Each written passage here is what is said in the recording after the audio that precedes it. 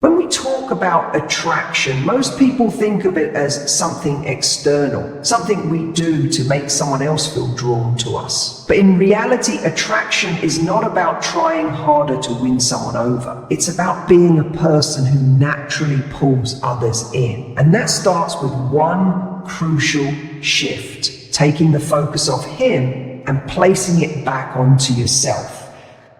The moment you shift your energy away from trying to get him back, you take back your power. This isn't about ignoring him or playing hard to get. It's about understanding that attraction is strongest when it isn't forced, when it stems from an inner confidence, a self-assured presence that doesn't need validation.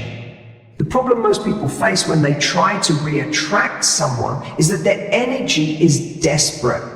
It's focused on lack. How do I make him miss me? How do I remind him of what we had? But the truth is, when you fixate on someone who has pulled away, you make yourself smaller in the process. You become reactive instead of proactive. And nothing is less attractive than a person whose energy is chasing instead of leading. Think about the people in your life who captivate you the most. They aren't the ones constantly seeking attention. They are the ones who are so engaged in their own lives, so deeply connected to their purpose, that you want to be around them. Their energy is magnetic, not because they're trying to impress anyone, but because they exude something rare: self-contentment. Now apply that to your situation. If he has pulled away, if he seems less engaged, if you feel like you've lost the dynamic you once had, the worst thing you can do is center your energy around him. Instead, shift the focus back to you. So what does that actually look like? It looks like reconnecting with the things that made you feel alive before you ever met him. It looks like investing in your personal growth, your fitness, your passions. It looks like reminding yourself that your life was fulfilling before he was in it. And here's the fascinating part. The moment you stop making him the center of your emotional world, he starts to feel that shift. He starts to notice that the version of you who once seemed so available, so eager, is now moving differently. Human psychology tells us that we are drawn to what feels valuable, what feels just out of reach. But this is not about manipulation, it's about understanding a fundamental truth of attraction. When something is too readily available, it's taken for granted. And when something is scarce, when it holds its own, when it isn't dependent on someone else for its sense of worth, it becomes infinitely more desirable. The reason this works is because it's not an act. It's a genuine shift in how you operate. If you do this with the goal of getting a reaction out of him, it won't have the same effect, because deep down you'll still be seeking validation. The key is to genuinely pour into yourself, not to make him jealous, not to make him regret losing you, but because you deserve it. There's a powerful concept in psychology called the scarcity principle. It's the idea that we assign greater value to things that are rare or difficult to obtain. Think about an exclusive event, a limited edition product, a person who seems effortlessly confident and independent. They don't beg for attention, their presence alone commands it. Now ask yourself, which version of you holds more value? The one who is waiting, hoping, overanalyzing, or the one who is living fully, moving forward, radiating an energy that makes people want to be around you? Because here's the paradox. The more you try to prove your worth to someone, the less they feel it. The moment you stop proving and start simply being is the moment they feel the shift. If you really want to re-attract someone, the first and most important step is to become the best, most fulfilled version of yourself without them. This doesn't mean you don't care. It means you care more about yourself than about convincing someone to choose you. And ironically, that's what makes people want to choose you. So if you're sitting there wondering, how do I make him regret pulling away? How do I make him feel what I'm feeling? The answer isn't in a text message. It isn't in waiting for his attention. It's in shifting your focus inward. Because when you do that, when you truly embody confidence, fulfillment, and self-worth, you won't need to chase anyone. They will feel the difference. And that's when they start coming to you. You can't force someone to see your value, but you can make it impossible for them to ignore it. One of the most powerful shifts you can make when trying to re-attract someone without chasing them is learning to communicate in a way that triggers intrigue rather than pressure. Most people make the mistake of thinking that attraction is about constant validation, about proving their worth, reminding the other person what they're missing, or making it clear how much they care. But true attraction isn't built through words alone. It's built through emotional experience. It's about how you make someone feel when they interact with you. Now, here's where most people go wrong. When they feel someone pulling away, their instinct is to close the gap. They try to remind the other person of what they had. They over-explain. They over-text. They try to recreate the closeness that once existed. But in doing so, they actually create more distance. Because when you try to force an emotional connection before someone is ready to feel it again, it doesn't draw them in, it repels them. Think about the last time someone tried too hard to win you over. Maybe it was a friend who kept reaching out even when you weren't in the mood to talk. Maybe it was a date who seemed overly invested before you had even made up your mind about them. How did that make you feel? Probably a little pressured, a little resistant, maybe even a little annoyed. That's because human nature resists anything that feels forced. So if you want to re-attract someone, you have to resist that urge. You have to stop trying to recreate what once was and instead focus on creating a new emotional experience, one that naturally draws them in without making them feel obligated to respond. The key to doing this? Learning the art of subtlety. Instead of forcing connection, you plant seeds of curiosity. You make them feel something, not by pushing, but by being just intriguing enough to make them want to reach out. How does this play out in real life? Imagine you run into this person, or you exchange a brief message. Instead of saying something that sounds like an emotional plea like, "I miss you. Do you ever think about what we had?" You say something that sparks curiosity, something playful, something that gives them just enough to feel intrigued, but not enough to feel certain. For example, let's say you're texting. Instead of sending a long emotional message, you say something like, "You'll never believe what just reminded me of you." And then you pause. You wait for them to ask, "What was it?" Now, instead of chasing, you've flipped the dynamic. They're leaning in. They're engaging with you. And when you finally respond, you keep it light. Maybe it's an inside joke. Maybe it's something funny, but the key is you're not dumping emotions onto them. You're simply creating a moment, a micro interaction that reminds them of the feeling of being around you.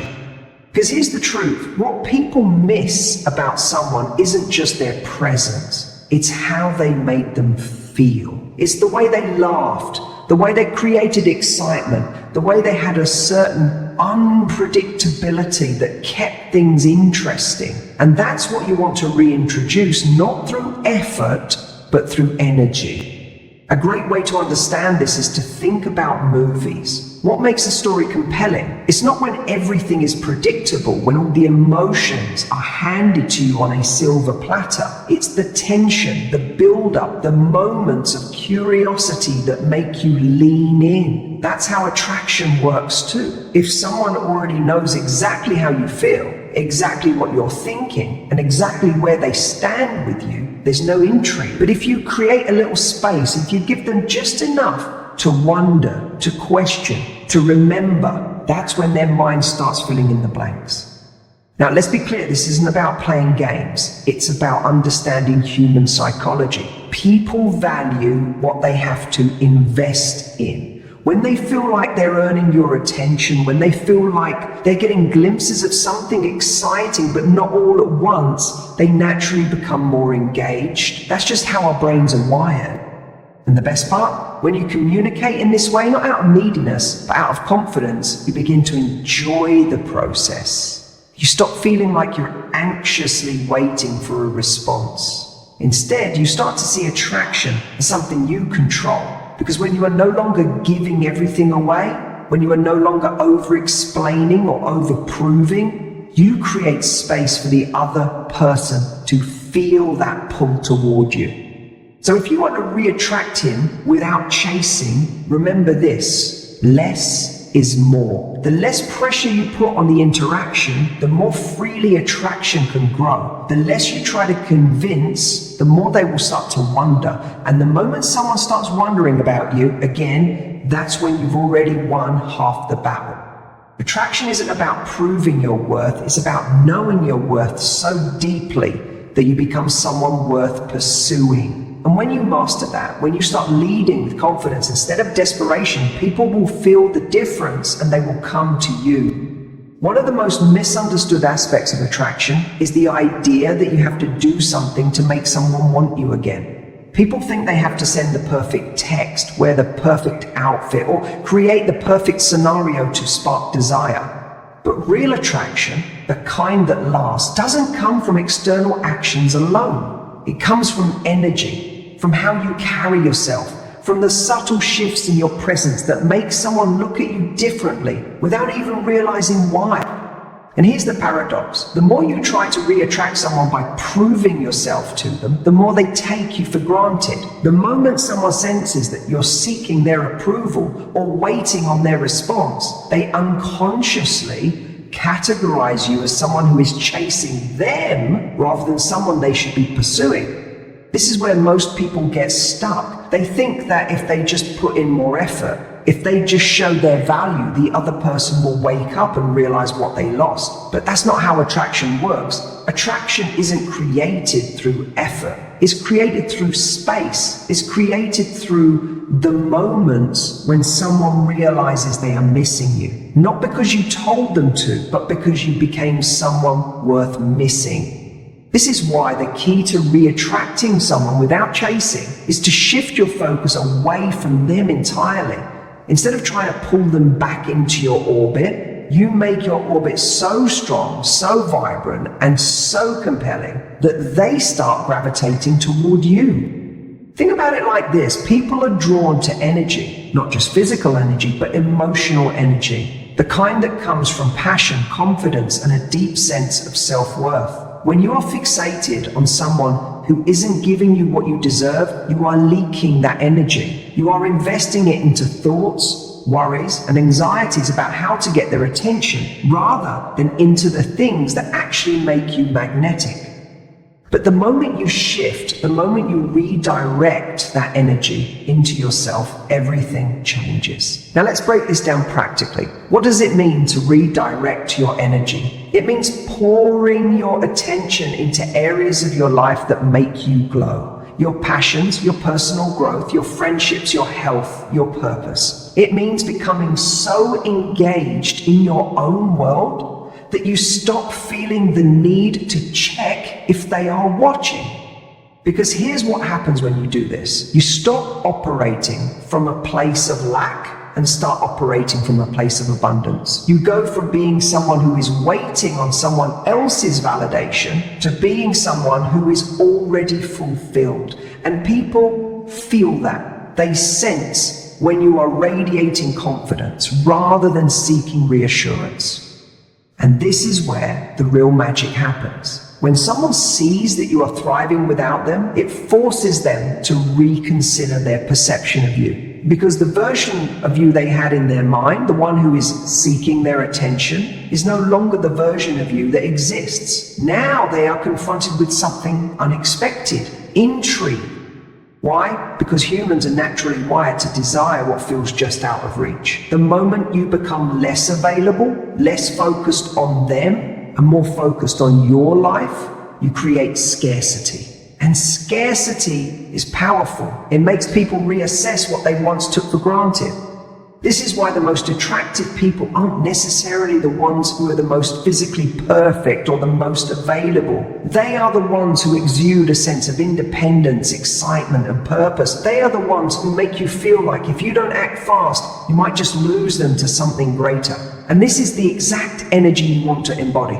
Not through pretense, not through manipulation, but through genuine self-investment. Now, some people hear this and think, so, I just ignore them? No, this isn't about playing games or pretending you don't care. It's about actually caring less. It's about realizing that your worth isn't dependent on whether or not they see it. And ironically, when you start living that truth, that's when they start to see it more than ever. Because here's the truth. Nothing is more attractive than someone who knows their value and refuses to settle for less than they deserve. Nothing makes someone regret losing you faster than realizing that you're not sitting around waiting for them. You're too busy being the kind of person they now wish they could have. So if you want to re-attract him without chasing, stop chasing. Stop trying to make him realize anything. Instead, shift all of that energy inward. Focus on becoming the version of yourself that is too radiant to ignore. Because when you do, you won't just make him regret losing you, you'll make everyone around you take notice. And suddenly it won't be about whether he wants you back. It'll be about whether you even want him anymore. One of the biggest mistakes people make when trying to re-attract someone is thinking that the answer lies in external gestures, sending the right text, looking a certain way, or acting in a way that they believe will elicit a specific reaction. But true attraction isn't built through performance, it's built through presence. It's about how you make someone feel when they're around you, and even more importantly, how they feel when you're not. And one of the most overlooked aspects of re-attraction is the power of mystery. Not mystery in the sense of playing games, but in the sense of being unpredictable, of not always being available, of having a life that exists beyond them, of being a person who is constantly evolving. Think about it. Why do we find certain things irresistible? Why does the beginning of a relationship feel so electric? It's because there is a sense of discovery, an element of the unknown. You don't know what the other person is going to do next, what their next move will be, or what part of them you will uncover. That curiosity is intoxicating. It pulls people in. But here's what often happens. As soon as we get attached to someone, we start becoming predictable. We fall into patterns. We become overly available, and worst of all, we stop being a source of excitement and challenge. And the moment that happens, we stop being chosen and start becoming assumed. This is why mystery is so powerful in re-attraction. When someone expects you to respond instantly and you don't, they start wondering. When they assume they know everything about you and then they realize there are parts of your life they don't have access to, they start paying attention again. When they thought they had you all figured out and then suddenly they don't, that's when desire kicks in. Now let's be clear, this isn't about manipulation. It's not about making someone feel insecure or playing mind games. It's about genuinely having a life that is so rich and fulfilling that it naturally creates an air of unpredictability. When was the last time you did something purely for yourself? When was the last time you made a decision that had nothing to do with them? Something that added excitement to your own life? Because the more you cultivate your own world, the more intriguing you become. Mystery isn't about withholding. It's about expanding. Expanding your interests, your experiences, your conversations. It's about becoming someone who isn't static. Someone who has layers, who is always growing, who has passions and stories that aren't centered around one person. And here's the magic of it. When you become this kind of person, you don't have to chase. You don't have to send that desperate text or try to force a reaction. You simply are someone worth thinking about. Someone who lingers in their mind even when you're not around. Imagine this, you stop responding immediately Not because you're trying to play hard to get, but because you're actually busy, engaged in your own life. You stop posting things meant to get their attention, and instead you start doing things that excite you. You become less available, not as a strategy, but as a byproduct of the fact that you are now prioritizing your joy, your experiences, your growth. And suddenly they start noticing. They wonder what you're up to. They start paying closer attention. They begin to question whether they really had you in the way they once assumed. And that's when the shift happens. Because here's the truth. People don't crave what they already have. They crave what they feel they could lose. When you create mystery, not by pretending, but by genuinely living a life that doesn't revolve around them, you become someone who is constantly discovered, not someone who is assumed. And that is what keeps people coming back. So if you want to re-attract him without chasing, stop being predictable. Stop making it easy for him to take you for granted. Start becoming the version of yourself that is always evolving, always surprising, always expanding. Not because you want to get his attention, but because you deserve to be the kind of person who is endlessly fascinating to him, yes, but more importantly to yourself. One of the biggest misconceptions people have when trying to re-attract someone is the belief that they need to convince the other person to want them again. That if they just say the right thing, look a certain way, or prove their worth, everything will shift. But attraction doesn't work like that. It's not logical. It's emotional. It's not something you talk someone into. It's something they feel on a deep, almost instinctual level. And here's the key. The moment someone senses that they have you completely, without effort, without uncertainty, without any fear of losing you, they stop feeling the urgency to act. Because why would they? There's no tension, no contrast, no reason for them to question their position in your life. This is why one of the most powerful things you can do to re-attract him without chasing is to create emotional contrast, to subtly shift the dynamic so that he no longer feels the comfort of certainty, but instead begins to sense the possibility of loss. Not because you're playing games, but because you are genuinely reclaiming your own sense of value. Let's break this down. Think about what makes people nostalgic. What makes them crave something they once had? It's never the availability of that thing. It's the absence. It's the realization that something they took for granted is no longer guaranteed. And when that realization hits, it triggers one of the most powerful psychological forces in human nature: loss aversion. People will fight harder to avoid losing something valuable than they ever will to gain something new. This is why when you pull your energy back, not with resentment, not with drama, but with quiet self-respect, it creates a shift. It forces the other person to confront the possibility that what they once assumed would always be there might not be. Now, this is where most people go wrong. They think pulling back means ignoring texts, waiting a certain number of hours before responding, or trying to make someone jealous. But those tactics only work in the short term, and they often backfire because they come from insecurity, not power. True emotional contrast isn't about manipulation. It's about making an internal shift that naturally changes how you show up. It's about no longer making them the center of your world. It's about engaging in your own life so deeply that your absence is felt without you having to force it. Because here's the truth. The people who are the hardest to forget are the ones who leave gaps in our lives when they're gone. The ones who had presence, who brought something unique to the table, who made us feel something real.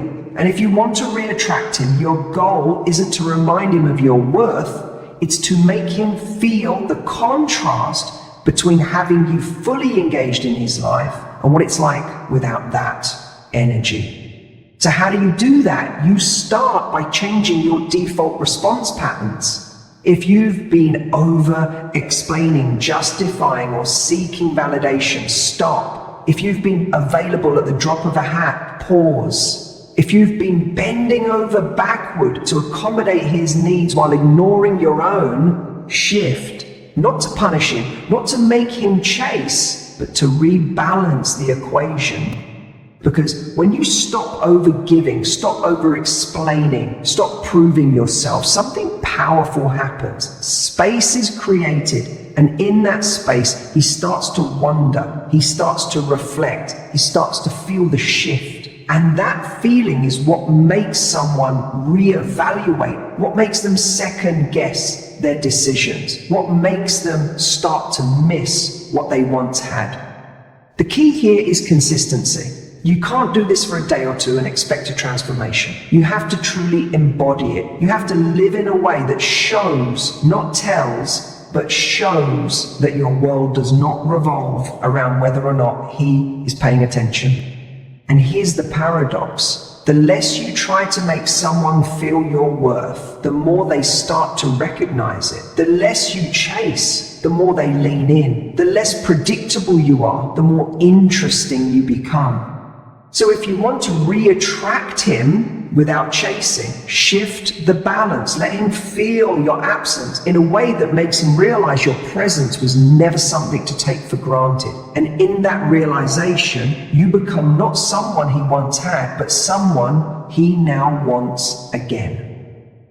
One of the most powerful truths about attraction is this: people don't fall for those who chase them, they fall for those who make them chase. But here's where most people misunderstand this dynamic. They think making him chase means playing hard to get, being distant, or using mind games. But true attraction, the kind that pulls someone back in without force, doesn't come from external tactics. It comes from internal shifts. It comes from the energy you exude when you're no longer seeking approval, validation, or a certain outcome. If you want to re-attract him without chasing, you have to embody a mindset of genuine detachment from the result. This doesn't mean you don't care. It means you don't need a specific reaction from him to feel good about yourself. And ironically, it's this very energy, this feeling of I'm good with or without you, that makes you magnetic.